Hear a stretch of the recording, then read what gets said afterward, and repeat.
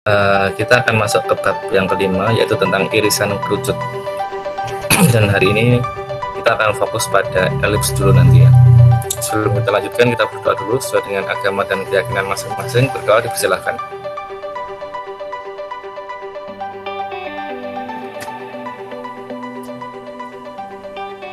Oke.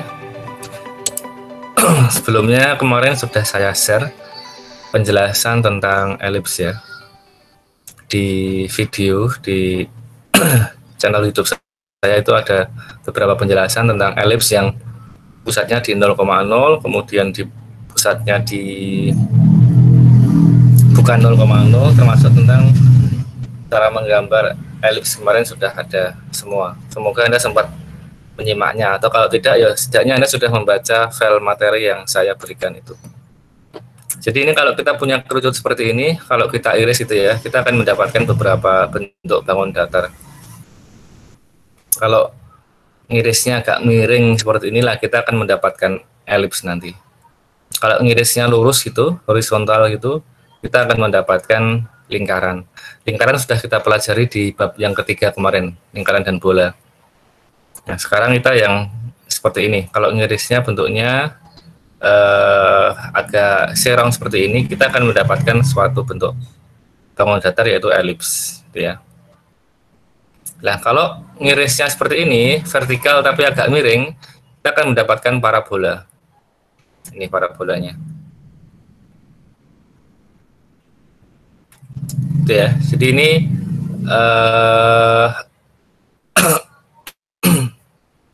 bentuk yang kedua. Yang ketiga adalah kalau ngirisnya pada kedua sisi kerucut. Ini kan pakai, ini kan satu bagian saja, ini satu bagian yang bawah saja atau atas saja.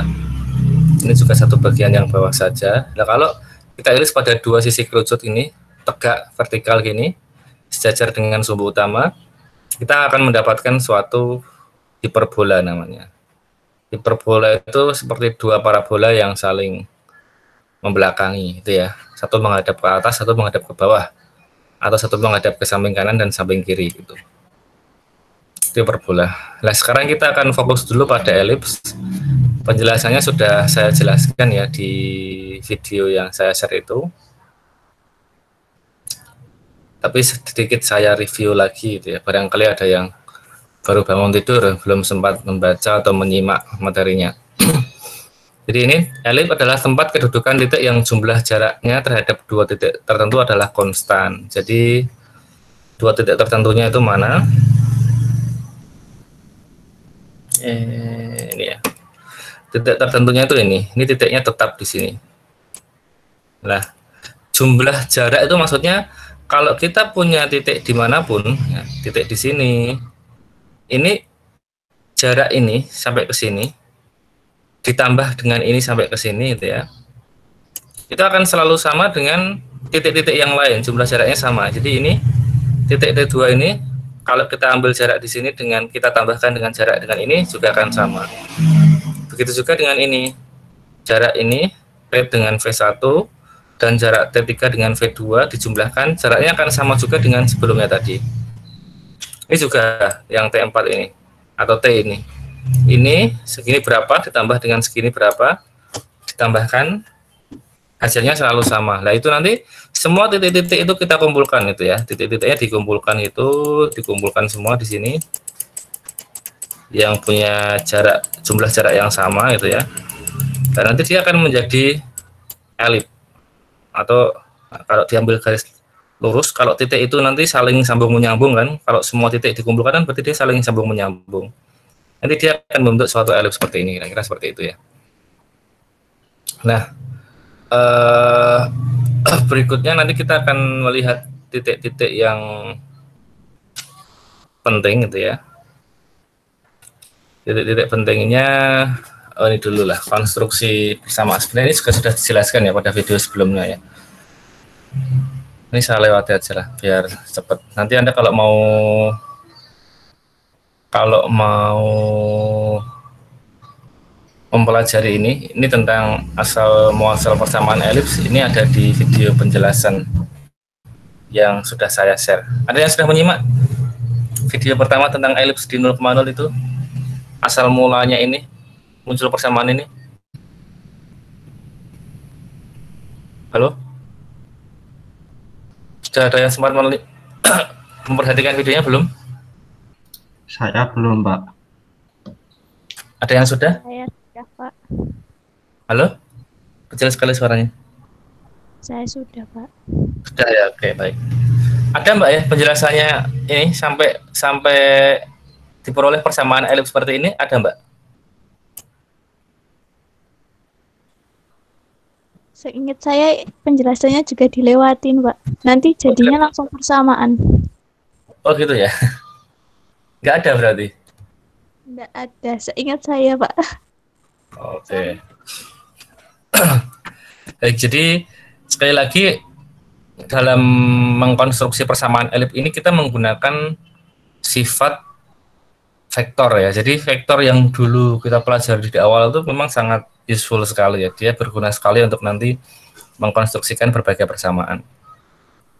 Nah, perhatikan dari elips ini nanti titiknya kan, oh sorry ini tadi salah saya. Ini harusnya agak kesini gini ya. Dia tidak melewati fokus kok. Elipsnya agak ke kanan gini. Nah, di sini ada titik puncak nanti A1 sama A2 di sini. Nah ini.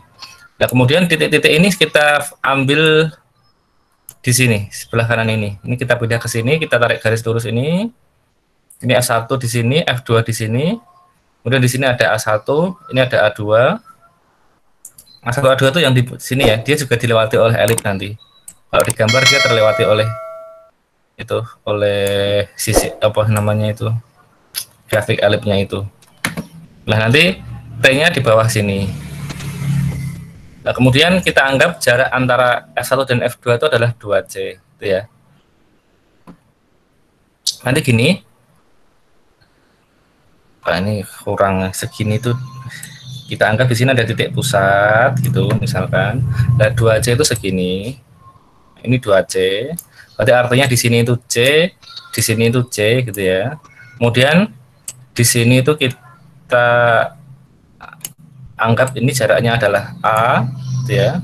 Berarti di sini juga harus sama, ini juga A, gitu ya. Dengan demikian, segini, nah, segini itu 2A. Jadi dari ujung ke ujung, dari A1 ke A2 itu 2A. Tapi dari F1 ke F2 itu 2C nanti, gitu ya.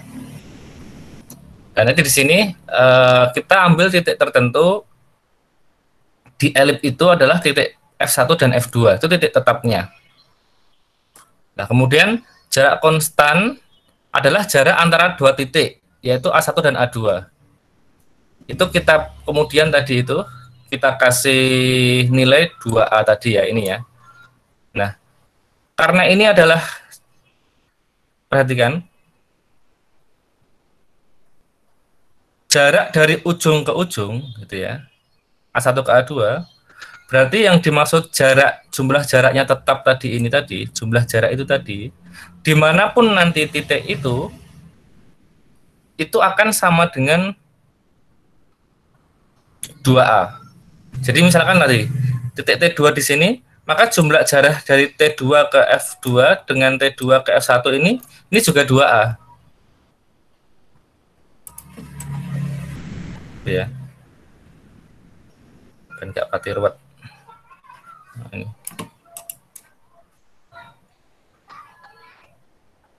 Nah, ini jadi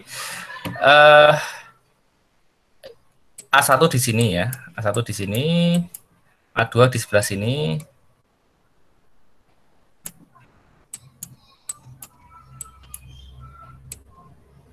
Nah, karena dia itu simetris gitu ya, jadi sebenarnya dia ini kan garis lurus gitu ya, simetris. Jadi ini kan bisa kita bagi dua sini. Seolah-olah di sini ada titik apa namanya, titik pusat gitu. Nah nanti ini jarak konstan atau jarak antara dua titik A1 A2 tersebut 2A itu nanti juga akan sama dengan jarak-jarak ini tadi T1, T2, T3 terhadap apa namanya, titik pusat F1 dan F2 tadi. Jadi ini tadi. Jadi A1 F1 gitu ya. A1 F1 ini segini. ditambah dengan A1 F2 segini ini 2A. Sampai sini paham dulu nggak?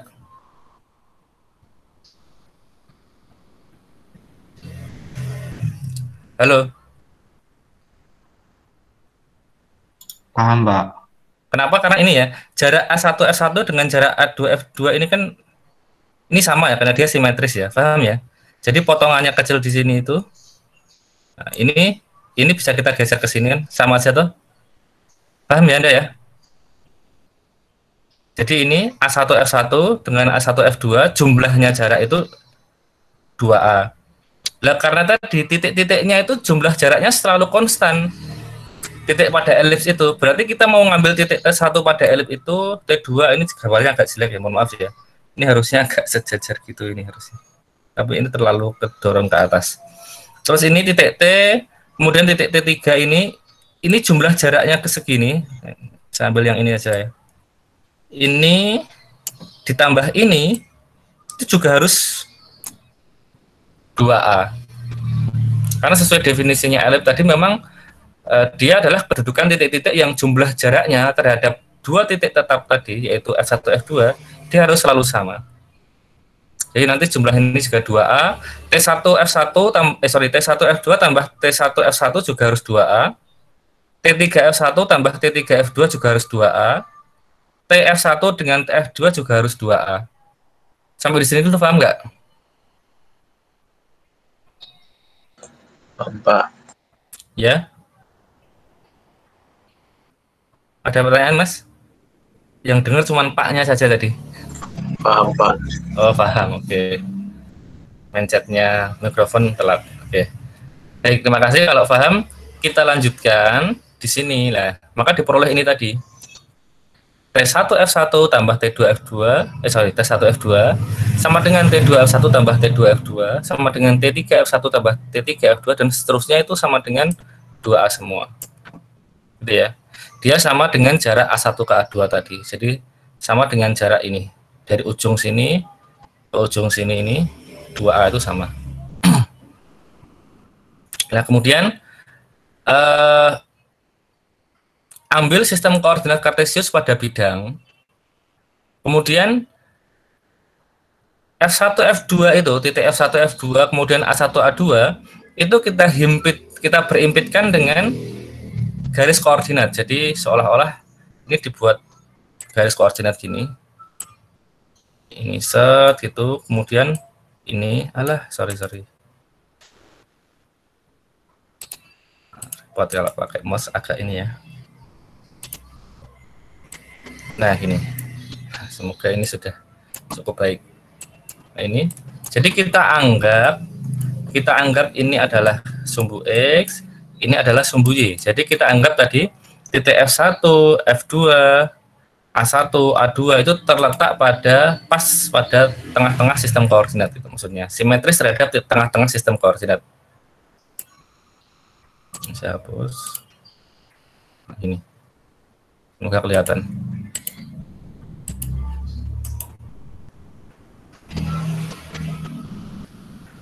Oke, ini. Jadi kalau titik pada pusat elips ini kita letakkan pada pas tepat pusat koordinat, maka ini ya, titik fokusnya tadi F1, F2, kemudian titik puncak A1, A2 itu, dia akan terletak pada sumbu X di sini. Nah, karena dia terletak pada sumbu X ini, dan kita himpitkan pada sistem koordinat ini, maka masing-masing titik ini akan punya titik koordinat, akan punya lokasi dia. Lokasinya apa? A1 ini kira-kira apa? Anda tahu nggak? Halo, jarak A ke pusat tadi berapa?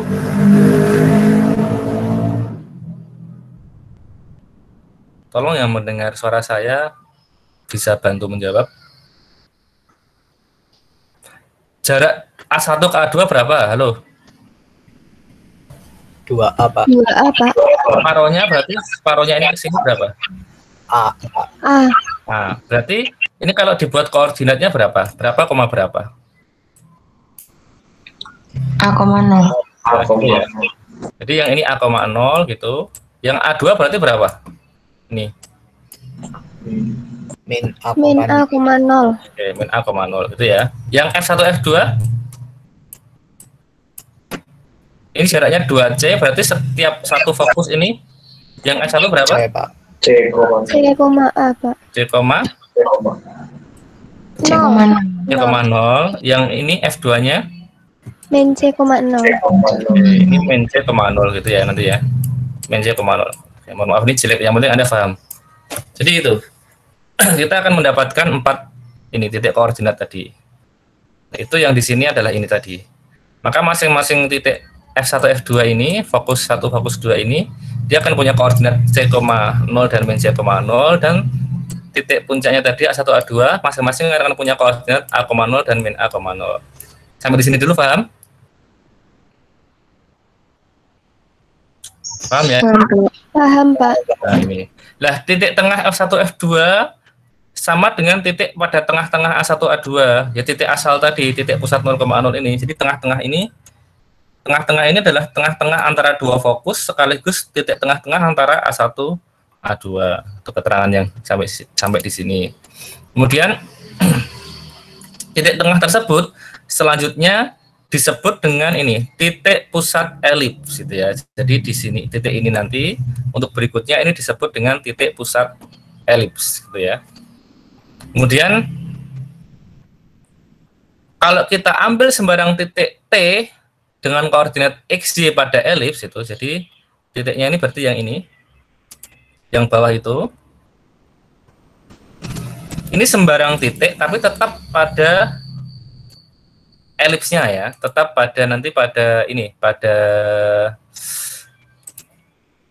gambar elips, ada grafik elips tadi. Jadi T ini titik sembarang, tapi maksudnya ini tetap yang dilalui oleh grafiknya elips nanti, gitu ya. Nah, maka T ini karena dia sembarang, belum tahu koordinatnya berapa, kita kasih dulu X, Y dulu, gitu ya. X, Y dulu T-nya ini. Kemudian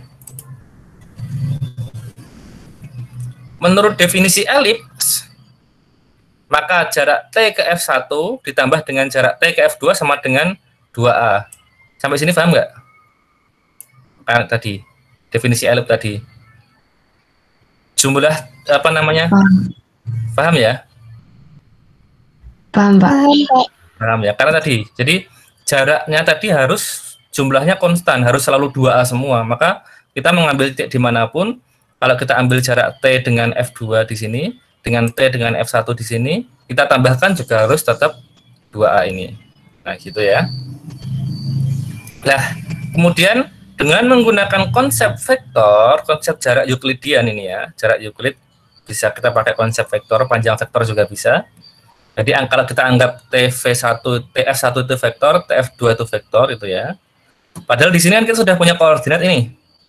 Koordinat F1-nya jelas C, 0, koordinat F2-nya jelas min C, 0. Berarti vektor TF1 itu jadi apa?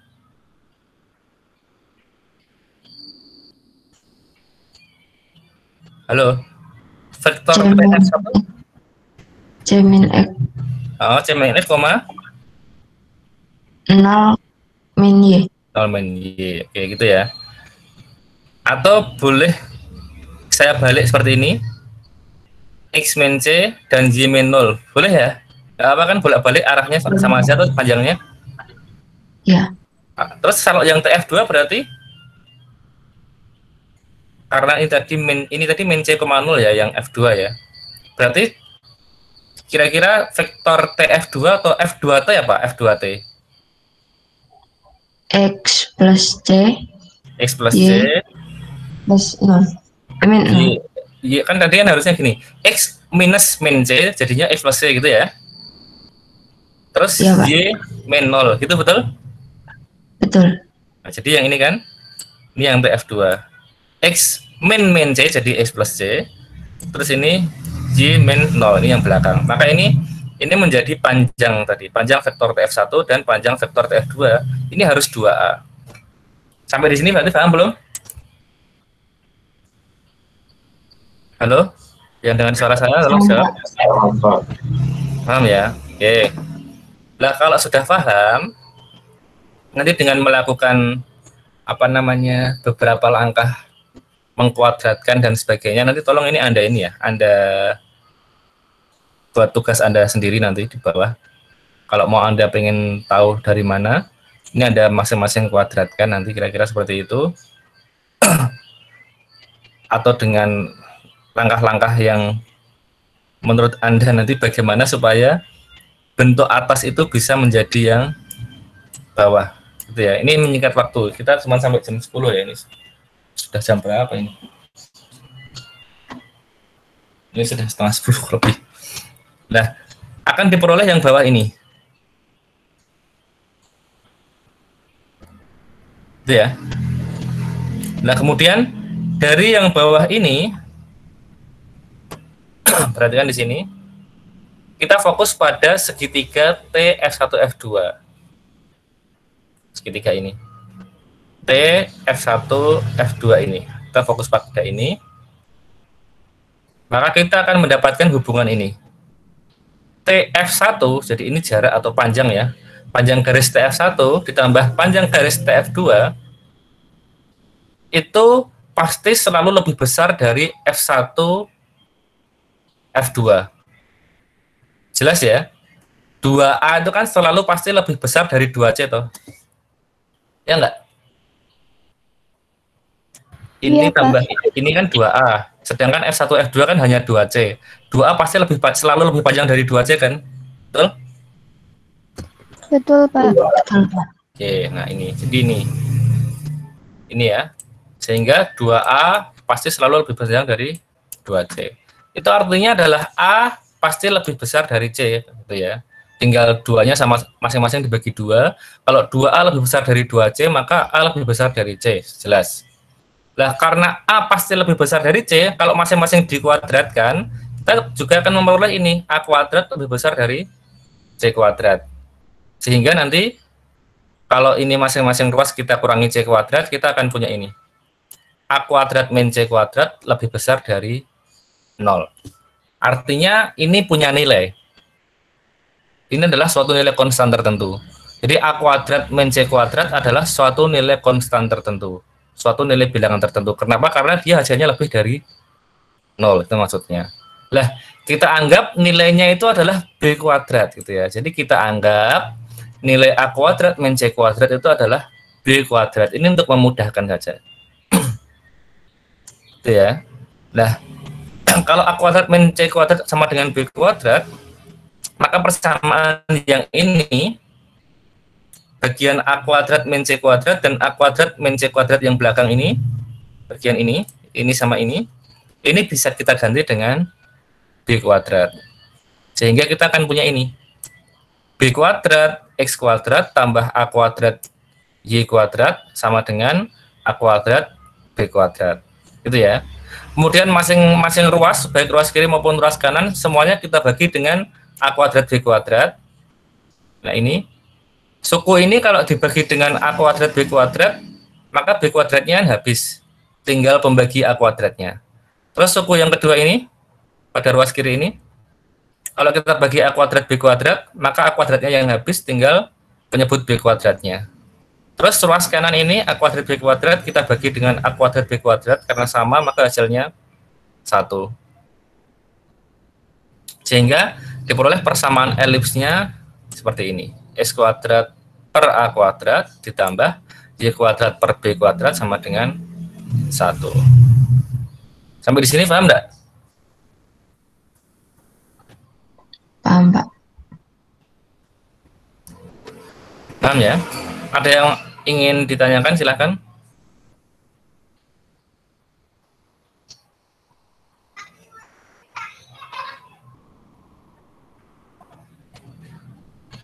Ya ada ya.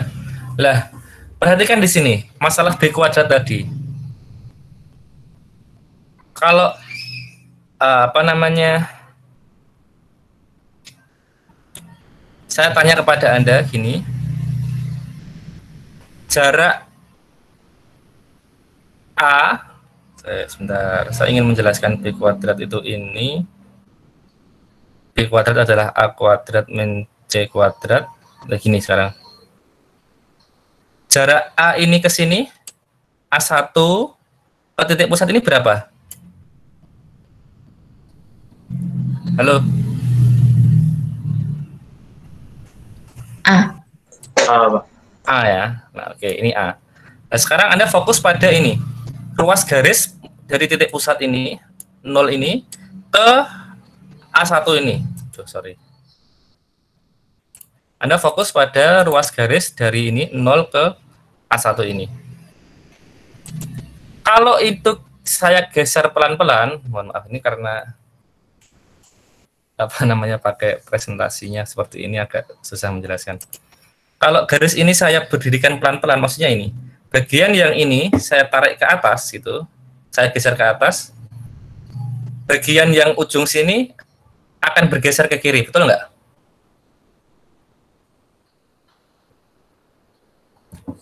Logikanya paham nggak? Seperti kalau seandainya ini Anda punya papan lah ya, papan atau tongkat itu, tongkat dari sini ke sini, awalnya dia tidur tongkatnya, dari 0 ke A1 di sini.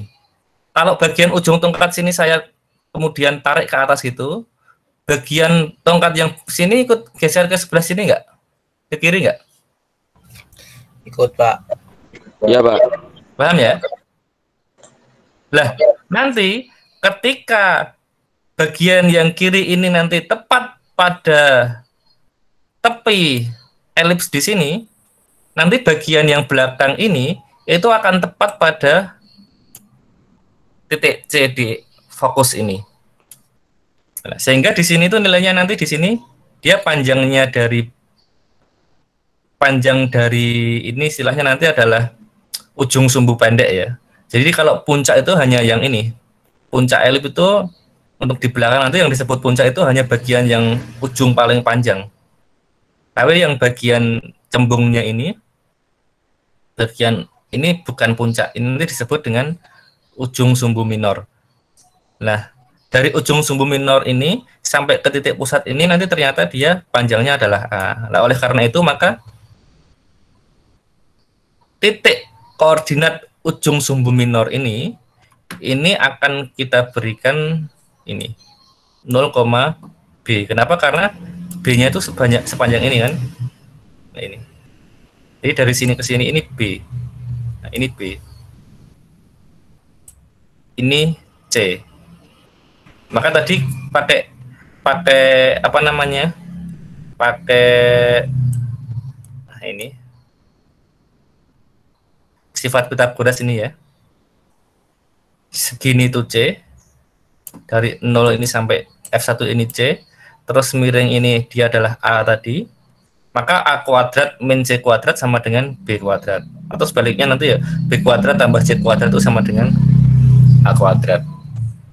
Itu hubungan yang tadi. Jadi bahwa B tadi itu ternyata nanti dia punya posisi di elips yang awalnya kita beri, sementara kita beri nama B kuadrat tadi, ternyata nanti setelah kita ambil ke gambar, kita terapkan pada gambar elipsnya, ternyata dia akan menjadi ujung sumbu minor ini tadi. Paham nggak maksudnya? Halo? Paham, Pak. Paham semua ya? Kalau sampai sini ada yang belum paham, silahkan ditanyakan.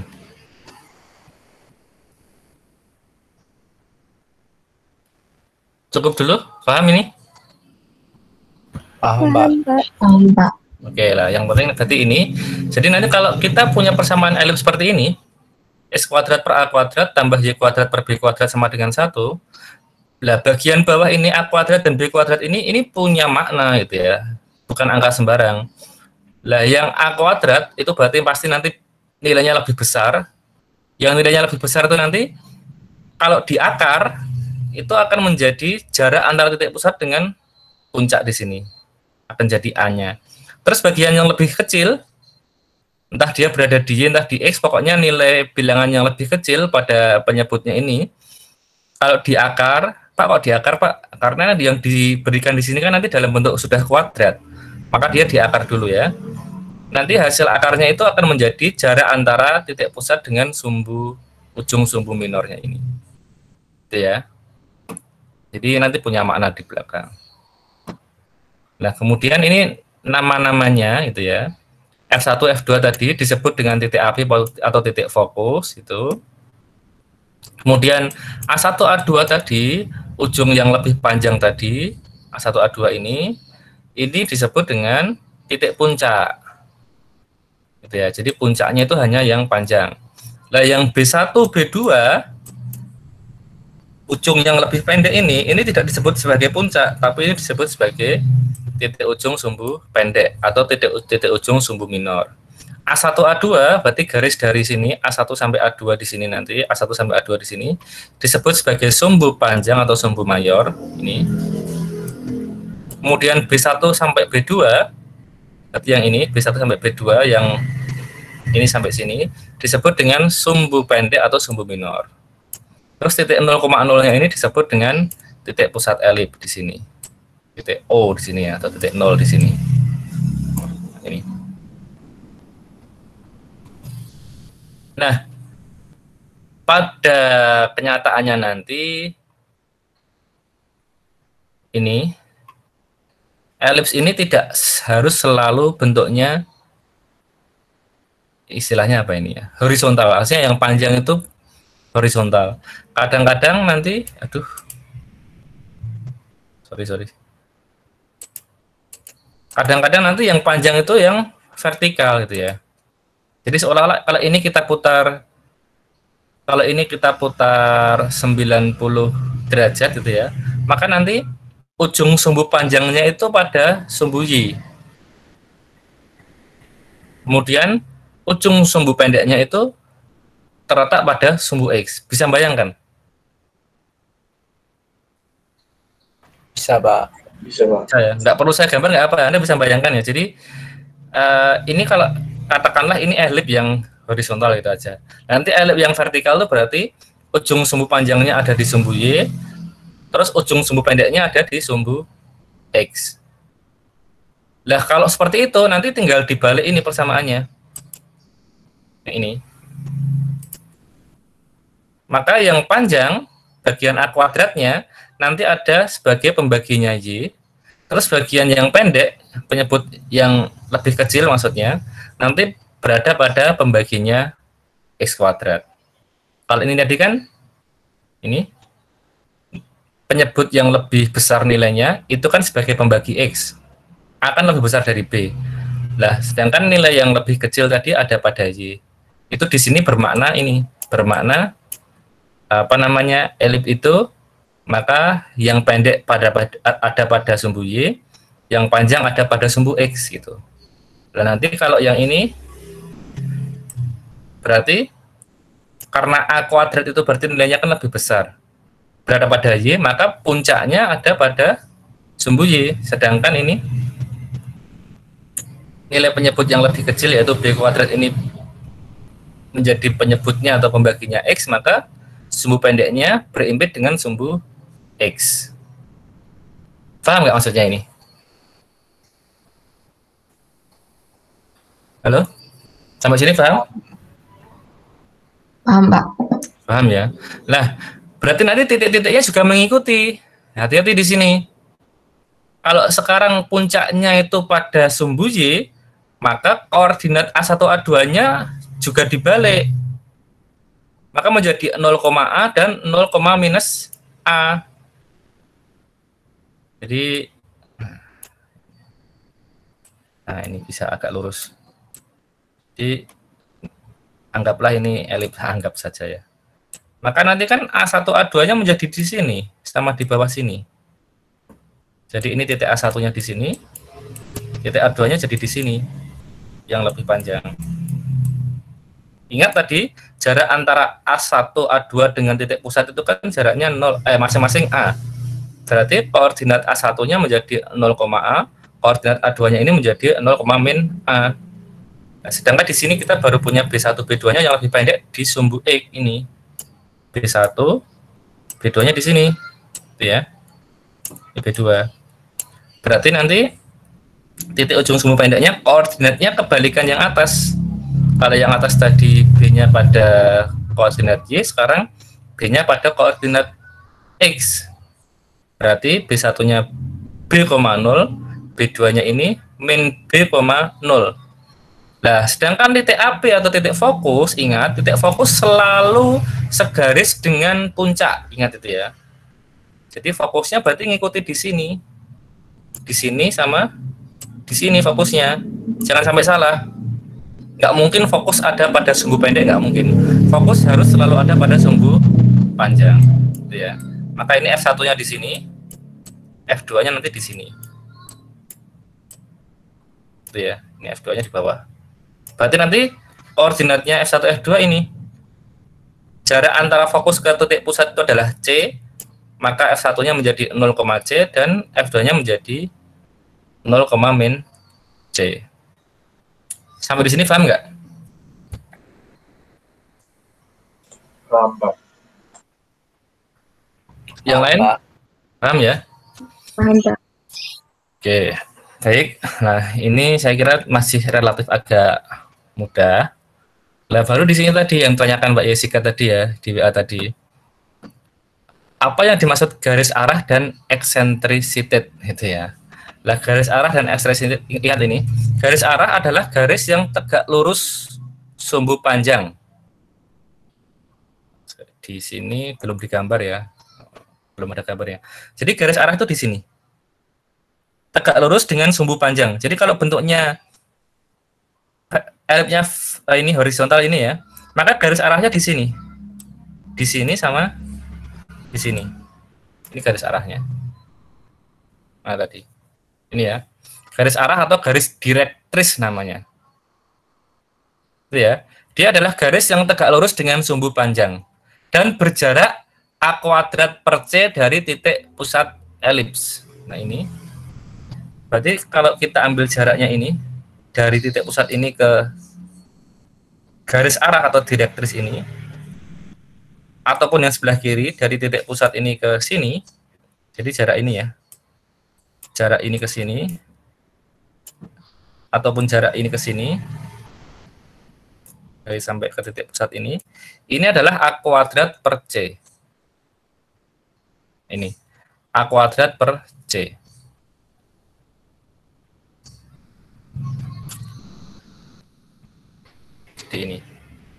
Ini jaraknya sebesar A² per C. Gitu. Dan nanti apa manfaat garis arah itu atau garis direktris itu? Dia kita gunakan untuk nanti sebagai patokan ini, melihat eksentrisitasnya. Jadi ini. Jadi perbandingan jarak titik P adalah titik sembarang pada elips, ke titik api dengan jarak titik P ke garis arah tadi itu disebut eksentrisitas. Jadi gini, saya ambil titik P di sini. Saya ambil titik P di sini. Ini titik P. Ini titik P pada sembarang elips ya. Lihat ini, kita perhatikan tadi sekali lagi. Apa yang disebut eksentrisitas ini ya, perbandingan jarak titik P ke titik api. Berarti kita tarik jarak dulu dari titik P ke titik api. Ingat, berarti jarak titik P ke titik api itu di sini, ini ke sini, PF1 gitu ya, PF1. Jarak itu berarti kita kasih ini nom dibanding dengan apa tadi? Ke titik api dengan jarak titik P ke garis arah. Titik P ke garis arah berarti ini. Jaraknya berarti segini. Berarti dibanding garis arah disebut apa nanti ya kira-kira? Garis arahnya apa ini? Q ya di sini ya. Q ya. Kita anggap di sini ada titik Q di sini. Kita anggap di sini ada titik Q. Untuk memudahkan aja. Jadi ini berbanding PQ gitu ya. Dibanding jarak PQ itu selalu konstan nanti. Nilainya selalu konstan. Apa itu nilainya? Di sini disebutkan nilainya adalah mana tadi? ini. Nah ini. C per A diperoleh dari mana? Dari sini. Jadi PQ dihitung dulu nanti dengan menggunakan nilai-nilai ini ya.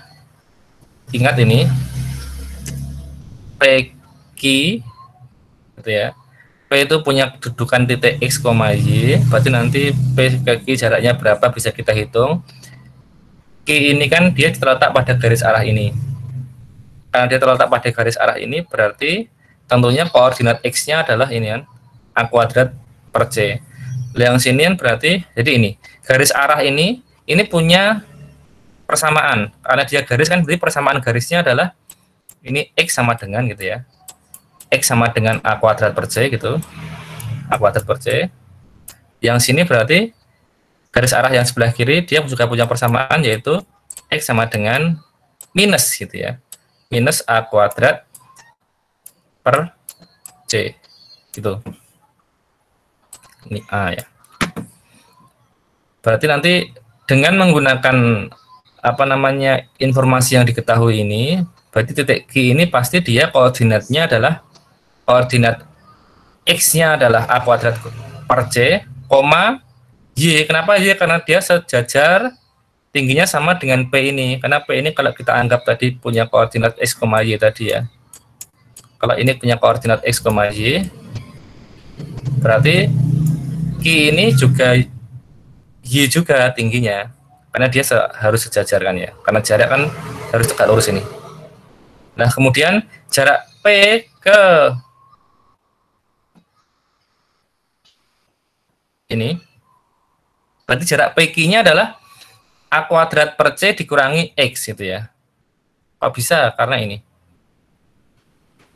Segini, A kuadrat per C ini dikurangi dengan jarak P ke sumbu Y ini, ke titik pusat ini kan dia X. Berarti ini ke sini adalah A kuadrat per C dikurangi X, yang ini. Sampai sini paham dulu nggak ini?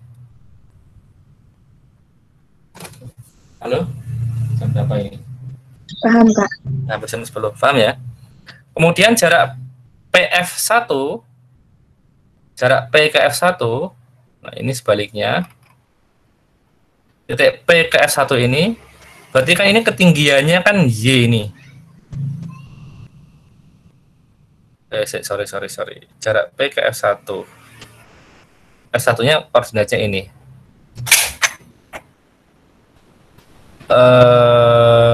Berarti dia mana tadi?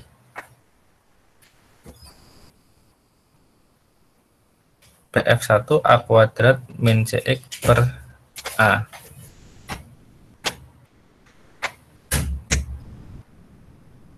A kuadrat per A. Oh, ini Anda nanti ini ya, masukkan nilai ini ya. Dengan cara masukkan nilai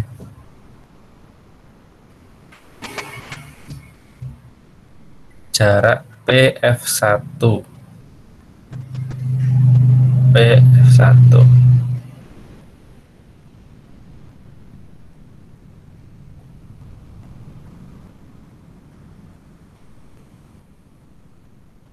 X ini ya.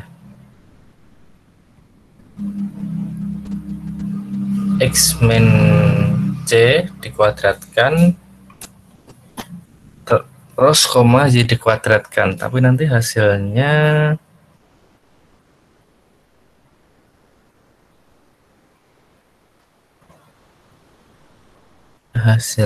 berapa? Saya agak lupa ini. Saya agak lupa yang mendapatkan ininya ya. Nanti kalau ingat saya jelaskan. Atau nanti kalau Anda ingat, Anda boleh posting di grup WA ya. Ini saya lewati dulu. Ini sudah hampir jam 10. Saya langsung ke sini aja. Dari PQ dan PF1 ini, maka kita akan mendapatkan eksentrisitas tadi itu. Jadi tadi PF1 per PQ, berarti ini dibagi yang atas ini, karena dibagi penyebut apa namanya pecahan dibagi pecahan, kita boleh kali silang ya, nanti dikali dengan kebalikannya gitu. Nah, dikalikan kebalikannya kita akan memperoleh ini C per A. Jadi kita akan memperoleh nilainya perbandingan antara sembarang titik terhadap fokus dibagi dengan sembarang titik terhadap garis arah itu selalu konstan, yaitu C per A. Jadi kalau dalam ini tadi, nah ini nilainya selalu tetap, yaitu C per A. Dimanapun titik itu, P-nya mau di sini, mau di sini, mau di sini, mau di sini, itu kalau kita apa namanya cari perbandingannya, jadi ini tadi P dengan fokus dicari jaraknya dulu, dibagi dengan P ke garis arah ini dimanapun tempatnya titik itu selalu akan punya nilai sama, yaitu C per A. Nah, itulah yang disebut dengan eksentrisitas, yang nanti disimbolkan, dinotasikan dengan E. Lah, apa sih sebenarnya eksentrisitas itu? Kalau kita bicara eksentrisitas itu dia semacam, kalau kita boleh bilang, kepipihan, tingkat kepipihan ini. Tingkat kepipihan elips ini. Ukuran kepipihannya atau ukuran kecembungannya gitu ya, bodoh lah ya. Jadi saya tanya kepada Anda sekarang, dengan informasi ini, C per A ini, maka semakin besar eksentrisitas, kira-kira elips ini akan semakin cembung atau akan semakin pipih? Ada yang tahu nggak? Semakin besar eksentrisitas, berarti otomatis saya tanya gini dulu lah. Saya tanya dulu, kira-kira maksimal nilai eksentrisitas itu berapa? Ada yang tahu nggak? Atau interval nilainya dari berapa sampai berapa? Halo, C sama A tadi besar mana? Besar A, Pak. Berarti C per A ini kira-kira nilainya maksimal berapa? Atau dia tidak boleh lebih dari berapa? Atau dia selalu nilainya lebih kecil berapa? Bingung? Kurang dari 1, Pak. Nah, jadi rentang nilainya eksentrisitas itu adalah antara 0 sampai dengan 1. Jadi ini, rentang nilainya eksentrisitas itu ini. Jadi dia hanya nilainya sekitar 0 sampai 1 aja. Nggak mungkin 1. Kalau 1 nanti masuk nilai C sama dengan A gitu ya. Nggak mungkin nanti. Paham sampai sini, paham dulu ya. Berarti nilainya selalu pecahan. Nah, kalau E semakin besar, berarti artinya adalah fokusnya ini semakin mendekati A gitu.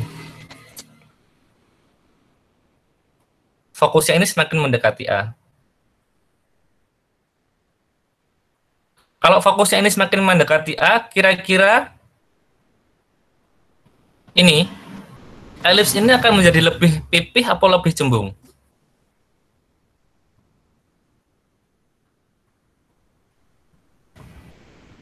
Lebih cembung, Pak. Pipih. Ada yang bilang pipih, ada yang bilang cembung ya. Oke, gini sekarang perhatikan. Kalau ini F1 ini semakin mendekati A, berarti kan ini ketarik ke kanan. Betul nggak? Titik F1 ketarik ke kanan kan? Ya, Pak. Iya, Pak. Kalau titik F1 ketarik ke kanan, ini tadi tongkat yang kita sandarkan ini tadi, yang miring tadi, bagian ujung kirinya ketarik ke bawah atau ke atas? Ke bawah, bawah. Pak. Ke bawah. Berarti nilai B-nya semakin kecil atau semakin besar? Kecil, Pak. Makin kecil. Semakin kecil. Berarti nanti elipsnya semakin pipih atau semakin cembung? Pipih. Semakin Pipih. pipih. Pipih itu tipis tuh aja. Semakin kurus maksudnya. Tin itu ya. Tik apa? Tik ya. Paham maksudnya? Paham, Pak. Paham, Pak. Nah, berarti semakin besar nilai eksentrisitas, ininya elipsnya semakin pipih. Semakin kecil nilai eksentrisitas berarti elipsnya semakin Cembung. cembung. Jadi semakin ini C-nya ini atau F1-nya geser ke kiri itu, kan semakin kecil nanti nilai E-nya. Berarti ini kedorong ke atas. B1-nya kedorong ke atas, dia semakin cembung. Mentoknya adalah ketika C1 mepet ke 0 sini, tapi itu nggak mungkin, karena dia nggak akan jadi elips. Jadi seandainya F1-nya ini kedorong ke titik pusat, berarti jarak F1B akan sama jarak dengan A1 0. Dia akan jadi apa?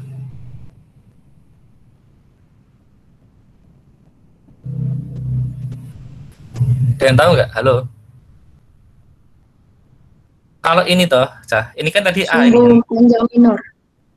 Ini kan ini Sumbu A, panjang mayor. Ini kan ini tadi A. Kalau ini kita dorong ke sini terus seret gitu, berarti jarak B ke A1 ke 0 ini jaraknya jadi apa? Jadi A toh? Iya, Pak. Ya nggak? Berarti B0 dengan A10 akan sama toh? Ya nggak? Halo? Iya, Pak. Kalau sama berarti dia bentuknya jadi apa nanti?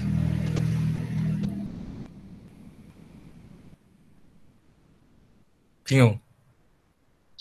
Garis. Ini aja.